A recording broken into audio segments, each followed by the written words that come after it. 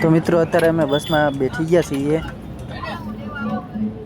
તો મિત્રો હવે થોડુંક આમાં થઈ ગયું છે, એવું તબિયત ખરાબ થઈ ગઈ ત્યારે અડધો વર્ગ નહોતો ઉતાર્યો, ત્યારે અમે ચોટીલા પહોંચી ગયા છીએ. ચાલો તમને દર્શન કર્યા.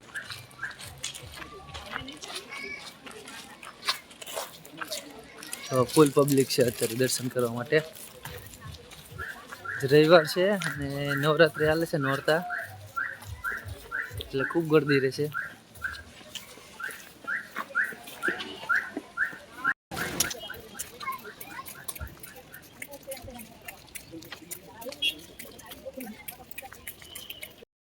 તો સવારમાં વહેલા અમે માતાજીના મંદિરના ગેટ પાસે પહોંચી ગયા હતા, પણ મંદિરના દરવાજા હજી ખુલ્યા ના હતા.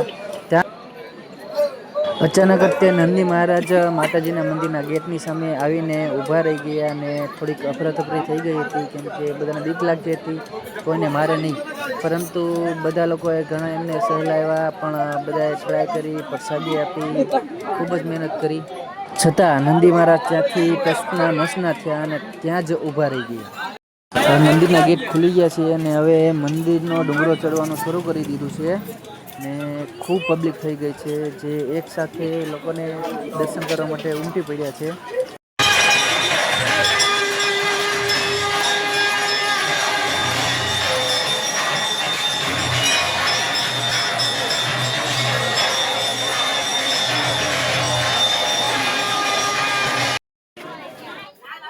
તો મંદિરે ટાઈમે પહોંચી ગયા હતા, માતાજીની આરતીના દર્શન કરી લીધા અને દર્શન કરીને અમે નિરાંતેથી હેઠે ઉતરીએ છીએ. ડુંગર ઉપર ચડીને જે નીચે જવાનો નજારો ને અલગ જ છે. જો માતાજીના દર્શન હવે કરી લીધા છે, થોડીક જ વારમાં ડુંગરાની પરિક્રમા ચાલુ થવાની છે. ચાલો આપણે જઈએ. તો ચોટીલા ચામુંડા માતાજીના ડુંગરાની પરિક્રમા ચાલુ કરી દીધી છે ને પબ્લિક ફૂલ એટલે ફૂલ જ વધારે હતી. જે લોકોએ માતાજીના દર્શન કરી લીધા છે એ લોકોએ દર્શન કરીને તરત માતાજીના ડુંગરાની પરિક્રમા કરવાનું ચાલુ કરી દીધું છે. પરિક્રમા લગભગ અંદાજે 5.5 કિલોમીટર જેટલી હતી. તો અત્યારે અમે પરિક્રમા કરવા માટે નીકળી ગયા છીએ.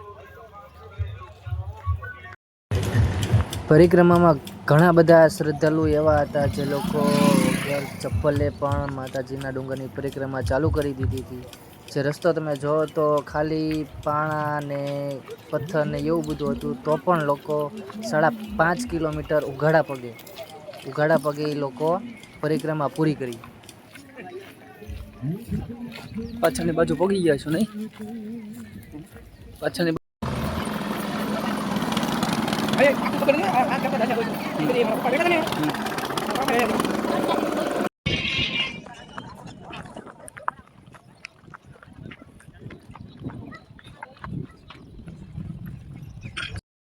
ડુંગર ફરતે પરિક્રમા પૂરી કરીને પાછા રિટર્ન બસ પાસે પહોંચી ગયા છીએ. ત્યારબાદ ચોટીલાથી નીકળી ગયા અને હિંગળાજ માતાના મંદિરે પહોંચી ગયા છીએ. વચ્ચે થોડુંક એવી તકલીફ થઈ ગઈ હતી કે શૂટિંગ ન થઈ શક્યું, એટલા માટે સીધું હિંગળાજ માતાના મંદિરે પહોંચીને તે ચાલુ કર્યું છે.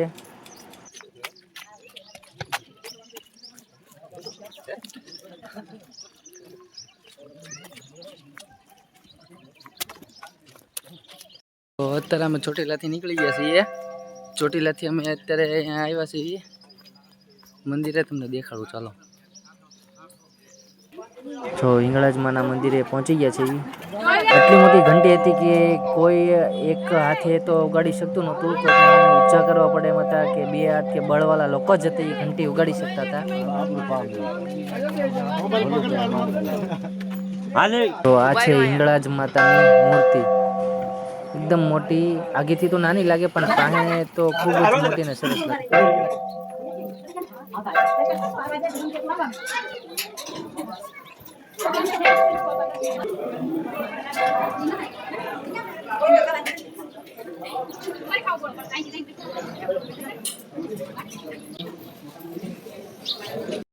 ત્યારબાદ હિંગળાજ માતાના મંદિરેથી નીકળી ગયા છીએ અને અત્યારે પહોંચી ગયા છીએ સાળંગપુર હનુમાનજીના મંદિરે. કષ્ટભંજન દેવ હનુમાનજી મહારાજ.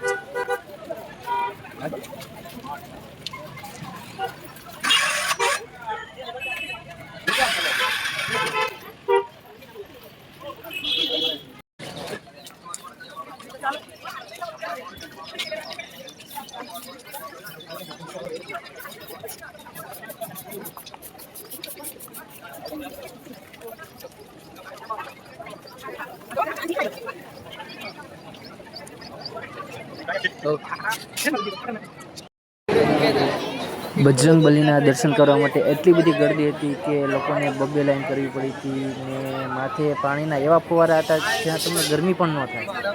પાણીની એવી ઠંડી વાછટ આવતી હતી.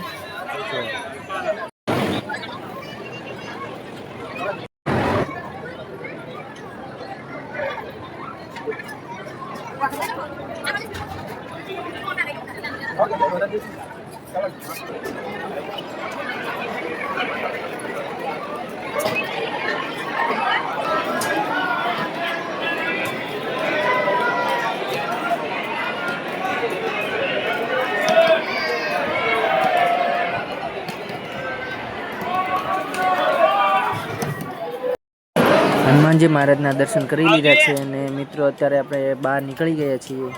એટલી બધી ગર્દી હતી કે દર્શન કરવાના પણ તકલીફ થતી હતી.